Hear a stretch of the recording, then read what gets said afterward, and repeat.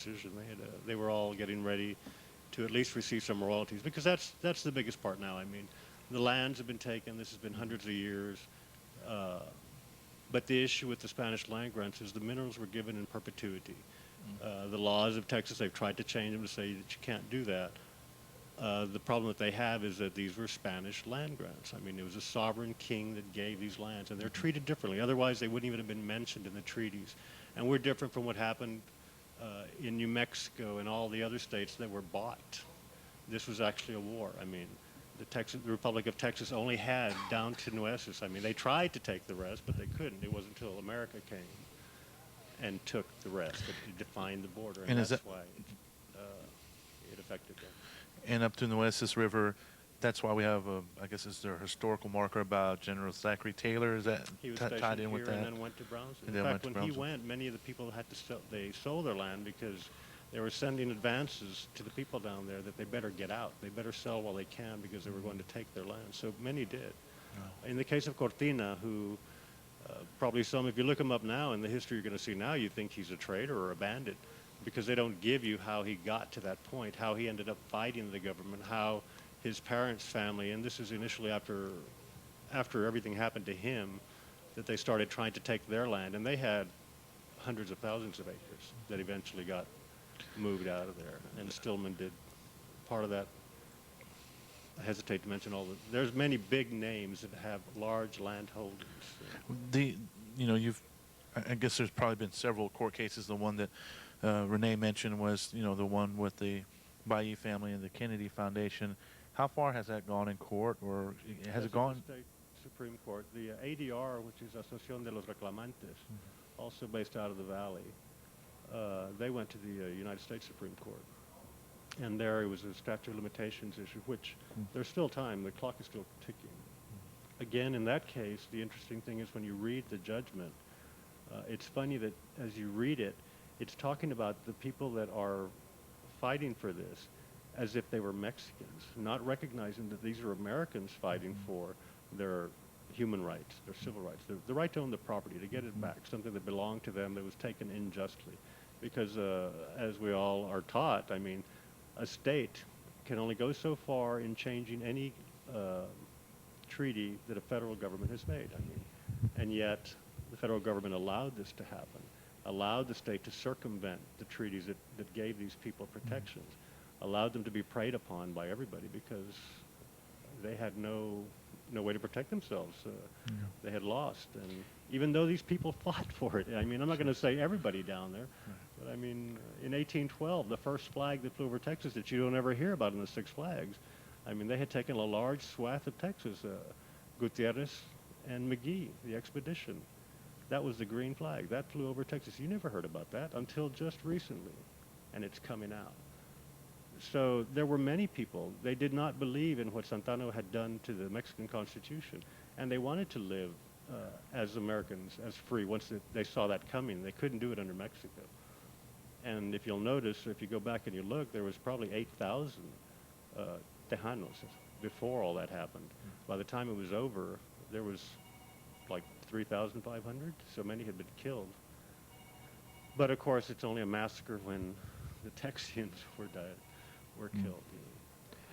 Um, just to briefly go back to the Bailly case. Now, lower courts did rule in their favor, Yes.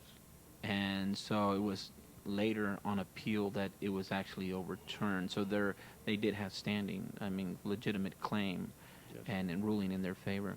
Now I know that there's. I need to do my homework as far as 3 parcels of land that signs down there too. Right. So I got to do my homework.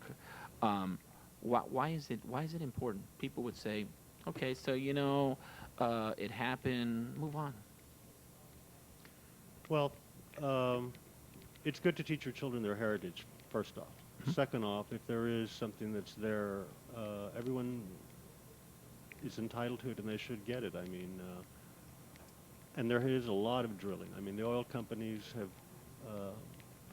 have drilled, especially in the Porcion area and some of these grants up here for many, many years. We need to make sure that we help everyone that has something out there get it. I mean, because many of the people from South Texas have gone through poverty because their ancestors' wealth was taken away. And, I think it's a real big deal here. You could notice that everybody tries to get uh, their kids a better education, a better life. And if this could somehow help them, I think it would. It'll also begin to help change history so that when you go into class and you begin to hear about our people that took part in this, I mean, it helps you. It helps the kids. It helps them understand that they were a part of what became America. We did help in some way. Gutierrez, going back in 1812, I mean, when the revolution happened in America in 1776, where did the meat come from? It came from here, from South Texas. But they don't tell you that. We helped establish America in our own way, the people that were from here. I say we because I'm a descendant and probably you all are too. So we helped in our own way establish what became America. And for many, when it moved this way, they wanted to join that. And so I think it's very important that everybody know that story and feel proud of themselves because we do share a common history. And the Constitution in Mexico was based on the American Constitution. It was only destroyed by Santana. The Constitution of 1824. Right. Yeah, that's the actual flag that was supposed to be flying over the Alamo when others were saying it was something else. But people and historians actually recognize that the flag that flew over the Alamo was the flag of the Constitution of 1824. So history unto itself, is always written by those who become the victors, those who win. Right. But then we get people who want to really look deeper into it because maybe that's just not the full truth. Did Davy Crockett go down with his, I mean, that's the way I grew up with the, what was it, Disney film, Davy Crockett going down, and then with his rifle, and then I read the book, Jose Enrique de la Peña, who actually, it's not a book, it's an actual diary that he documented along the way as he went with Santa Anna, and it says there, and it's reinterpreted in English, or rewritten in English, and he says, no, Davy Crockett actually dies. He didn't die in the Alamo. He was actually executed along with a few other men there as well. Now, there was a lot of criticism of that actual diary because I think UTSA actually had it, or someone was giving it up. And I remember I was at the University of Texas, and there was people saying left and right to just get that, buy it, and burn it because they didn't want to have that come out.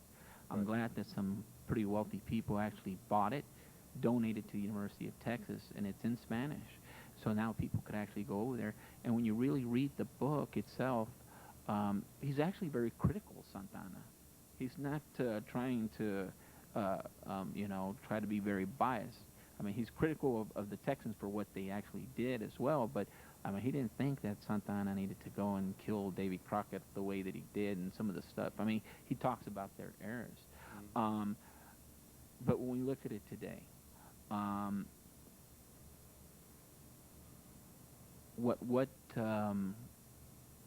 y'all have attorneys. I think that's one of the things that I talked to you about that is trying to, what are you trying to do with the attorney? There's people throughout that have been trying to establish their heirship. And so, yes, there's attorneys out there that are doing that. Most of us in the Tejano Land Grant movement have been involved in genealogy for quite some time. And so we're basically trying to help people establish that. I mean, we're going to be hopefully getting a little more formalized so that, for instance, you